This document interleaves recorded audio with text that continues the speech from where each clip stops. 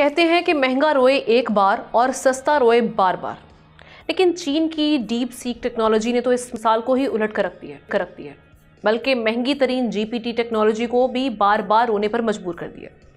जी, मामला कुछ ऐसा ही है।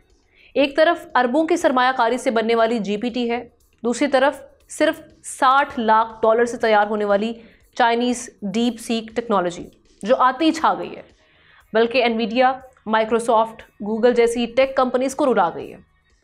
अब तक की खबरों के मुताबिक इस ऐप की वजह से टेक कंपनीज को $1000 बिलियन से ज़्यादा का लॉस बेयर करना पड़ रहा है और आगे भी मुस्तकबिल पर सवालिया निशान लग गए।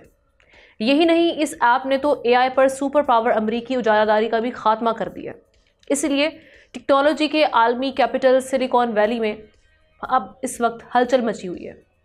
अमरीकी हुकूमत भी इस टेक्नोलॉजी पर तशवीश का इजहार कर रही है। साथ ही चाइना की डीप सीक ऐप पर साइबर हमले भी शुरू हो गए हैं। ये मामला क्या रुख इख्तियार करेगा, इसका सबको इंतज़ार है, लेकिन ये मानना पड़ेगा कि कम खर्च और बाला नशील कहलाने वाली इस टेक्नोलॉजी ने दुनिया पर आगाही के नए दरवाजे खोल दिए।